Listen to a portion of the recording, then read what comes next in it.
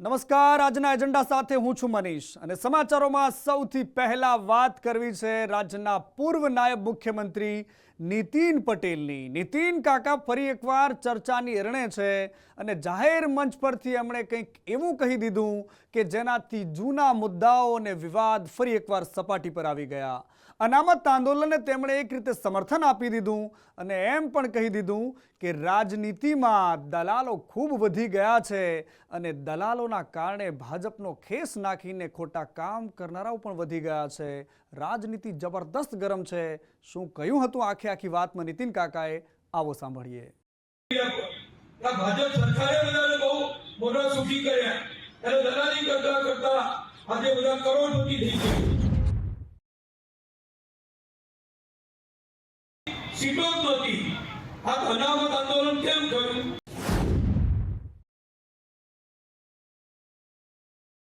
નીતિન પટેલ જ્યારે સત્તાના કેન્દ્રમાં હતા ત્યારે જે કહી નથી શક્યા તે તેઓ હવે કહી રહ્યા છે। આ શબ્દો અને તેમના મુદ્દા પોતાનામાં ઘણું બધું કહી જાય છે। જગ્યા હતી કડી અને કાર્યક્રમ હતો શિક્ષકોના સન્માનનો। કાર્યક્રમને સંબોધન કરતા પૂર્વ નાયબ મુખ્યમંત્રીએ સામાજિક અને રાજકીય મુદ્દા પર એ પ્રકારના સ્ફોટક નિવેદન આપ્યા જે આપતા બીજા નેતાઓ ખચકાય છે। રાજકારણમાં રહેલા લોકોને દલાલ ગણાવીને નીતિન પટેલે પોતાનો આક્રોશ ઠાલવ્યો। આવા લોકો ભાજપના નામનો દુરુપયોગ કરતા હોવાની પણ તેમણે સ્પષ્ટતા કરી। રાજકારણમાં દલાલ બધા થઈ ગયા છે। દલાલી કરી અધિકારીઓ જોડે વખાણ રાખવાની, ભાજપનો હોદ્દેદાર છું, ભાજપનો કાર્યકર છું, નેતા છું, એટલે અધિકારીએ ફટાફટ કામ કરી આપો। આ ભાજપ સરકારે બધાને બહુ મોટા સુખી કર્યા અને દલાલી કરતા કરતા આજે બધા કરોડપતિ થઈ ગયા। ભાજપનું નામ અને અધિકારીઓ સાથેની સાંઠગાંઠ। નીતિન પટેલના આ શબ્દો વર્તમાન સ્થિતિનો ચિતાર આપે છે। તાજેતરમાં એવા ઘણા કિસ્સા સામે આવ્યા છે જેમાં કેટલાક ગઠિયાઓ ભાજપના કાર્યકર કે નેતાના સ્વાંગમાં ગેરકાયદેસર કામો કરતા પકડાયા છે। સત્તા પક્ષના ખેસ પહેરીને ઘણાએ રાજકારણને વધુ લજવ્યું છે। નીતિન પટેલે જે કહ્યું તેના તાજેતરના કેટલાક ઉદાહરણ પણ જોઈએ। સુરત, પૂર્વ કોર્પોરેટરનો પુત્ર ખંડણીખોર। ચાણસ્મા, જુગારધામ ચલાવતા તાલુકા પ્રમુખ।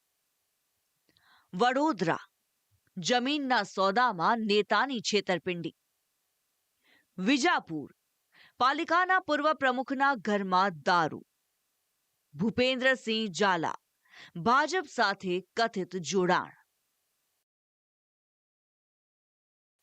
તાજેતરનો જ કિસ્સો સુરતનો છે, જ્યાં ઉદ્યોગકાર પાસે 5 કરોડની ખંડણી માંગનારા 2 આરોપીઓમાંથી એકનું ભાજપ કનેક્શન સામે આવ્યું। આરોપી તેજસ પાટીલ સુરતમાં ભાજપના પૂર્વ કોર્પોરેટર ભરત પાટીલનો પુત્ર નીકળ્યો તો ધારાસભ્ય સંગીતા પાટીલનો ભાઈ હોવાનો દાવો કરીને રોફ જમાવતો હતો। પાટણના ચાણસ્મામાં સ્પોર્ટ્સ ક્લબની આડમાં ધમધમતું જુગારધામ પકડાયું, જેના સંચાલક ચાણસ્મા ભાજપ પ્રમુખ રાજેશ પટેલ નીકળ્યા। પોલીસે તેમને વોન્ટેડ જાહેર કર્યા અને ભાજપે 6 વર્ષ માટે પક્ષમાંથી હાંકી કાઢ્યા। વડોદરામાં થોડા સમય પહેલા જ શિક્ષણ સમિતિના પૂર્વ અધ્યક્ષે જમીનના વેચાણના નામે છેતરપિંડી કરી હતી, એ પણ ભાજપ કાઉન્સિલર સાથે જ। મહેસાણાના વિજાપુરમાં તો હદ થઈ ગઈ હતી। વિજાપુર નગરપાલિકાના પૂર્વ પ્રમુખ અને ભાજપના નેતા રેણુસિંહ ચૌહાણના ઘરેથી 954 બોટલ દારૂ ઝડપાયો હતો। ત્યાં સુધી કે બીઝેડ ગ્રુપનો સંચાલક અને 6000 કરોડનું ફુલેકું ફેરવનાર ભૂપેન્દ્રસિંહ ઝાલા પણ ભાજપનો કાર્યકર હોવાનું જણાવાય છે। ભાજપના ઘણા નેતાઓ સાથે તેની તસવીરો પણ સામે આવી છે। આ તો કેટલાક ઉદાહરણ છે, બાકી ભાજપનો ખેસ પહેરીને ગુનાખોરી આચરતા લોકોની યાદી ઘણી લાંબી છે। નીતિન પટેલે જ ભાજપમાં સામેલ ગુનેગારો પર નિશાન સાધતા વિપક્ષ ગેલમાં આવી ગયો। કોંગ્રેસ અને આમ આદમી પાર્ટીએ પણ નીતિન પટેલના સુરમાં સુર પુરાવ્યો। ત્યારે માનનીય નાયબ મુખ્યમંત્રી રહી ચૂકેલા નીતિનભાઈ પટેલે જે વ્યથા અને ભાજપાના ભ્રષ્ટાચારની કથા જે લોકો સમક્ષ ખોલી મૂકી એ સૌભાગ્યપણે સત્ય છે। એટલા માટે કે ગામથી લઈને ગાંધીનગર અને શહેરથી લઈને સચિવાલય સુધી જે લૂંટના લાયસન્સ ચાલે છે, એટલે કે તમે ભાજપનો ખેસ પહેરો, નીચે લૂંટફાટ ચલાવો અને એમાંથી અમુક ટકા પૈસા કમલમમાં જમા કરાવો અને કાન અને કૌભાંડના કારણે કમલમમાં કરોડો રૂપિયા જમા થાય. આ લૂંટના કોથળા ભરીને કાળા નાણાં જે આવે છે એમાંથી ભારતીય જનતા પાર્ટી પોતાના તમામ મનસૂબા સત્તા મેળવવા, સત્તા ટકાવવા અને સત્તામાં કોઈને પાડી દેવા માટે ઉપયોગ કરે છે. એ ગુજરાતે સારી રીતે જોયું છે. ભાજપના કેટલાક હોદ્દેદારો લાભાર્થીઓ બની અને અત્યારે લાભ લઈ રહ્યા છે. અમે તો વારંવાર કહીએ છીએ કે ભાજપના હોદ્દેદારો છે, જે જવાબદારો, જે સ્કૂટર અપાતા ને અત્યારે ફોર્ચ્યુનરો લઈને ફરે છે, એ ભાજપ સત્તામાં છે એનો દુરુપયોગ કરીને અધિકારીઓને ધમકાવીને ખોટા કામ કરાવડાવીને રૂપિયાવાળા બન્યા છે. નીતિનભાઈ કીધું ખોટું નથી. આ જમીનોના દલાલો છે, આ રાજ્યના દલાલો છું. તો એમ કહું છું કે ભાજપના નામે સત્તાનો દુરુપયોગ કરીને અધિકારીઓ પર ખોટા કામોનો પ્રેશર કરીને ખોટા કામો કરાવડાવીને રૂપિયા ભેગા કરે છે. ગુજરાતને લૂંટવાના કામ કરે છે ભાજપના કેટલાક હોદ્દેદારો. કાર્યક્રમમાં નીતિન પટેલે અનામત પર મોટું નિવેદન આપીને પણ ચર્ચા ઊભી કરી દીધી. મંચ પરથી તેઓ કેન્દ્રીય બજેટમાં મેડિકલ સીટોમાં કરવામાં આવેલા વધારાની વાત કરતા હતા. આ દરમિયાન તેઓ અનામત આંદોલન સુધી આવી ગયા.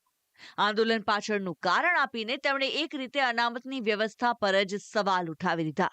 આ અનામત આંદોલન કેમ થયું?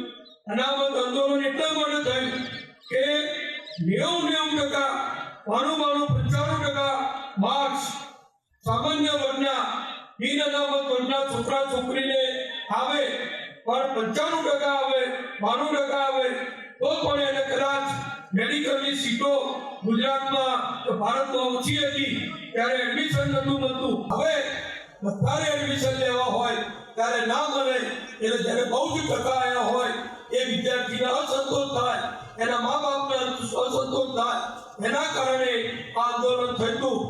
નીતિન પટેલે અનામત આંદોલનની વાત કરતા પાટીદાર અનામત આંદોલન સાથે સંકળાયેલા આગેવાનો સક્રિય થઈ ગયા. તેમણે નીતિન પટેલનો આભાર માન્યો કે આખરે તેમણે આંદોલનની જરૂરિયાતને સ્વીકારી, સાથે જ તેમની ટીકા પણ કરી. આંદોલન એટલે સમજો કે જૂન, જુલાઈ, ઓગસ્ટ 2015થી શરૂઆત થયું ને આજે લગભગ 10 વર્ષ થવા આવ્યા છે. 10 વર્ષે એમને આભાર માન્યો છે. ભારતીય જનતા પાર્ટીમાં અને ગુજરાત સરકારમાં એમ કહે છે કે સૌથી વધારે કેબિનેટનો એમને અનુભવ છે. એટલે મોસ્ટ સિનિયર વ્યક્તિ છે હાલ ગુજરાતમાં. એમણે જે આંદોલનને જે રીતે મૂલવું છે તેમનો ભલે એમણે મોડા વખાણ કર્યા છે કે ખરી હકીકત એમણે મોડી દર્શાવી છે, પણ હકીકત સ્વીકારી છે કે શા માટે આંદોલન થયું હતું. નીતિન પટેલના નિવેદને ભલે રાજકારણ અને સમાજકારણમાં ગરમાવો લાવ્યો હોય, પણ આ ગરમાવો થોડા સમય પૂરતો જ છે. નિવેદનોથી ના તો વ્યવસ્થા બદલાય છે, ના તો વ્યક્તિઓ. બ્યુરો રિપોર્ટ, સંદેશ ન્યૂઝ.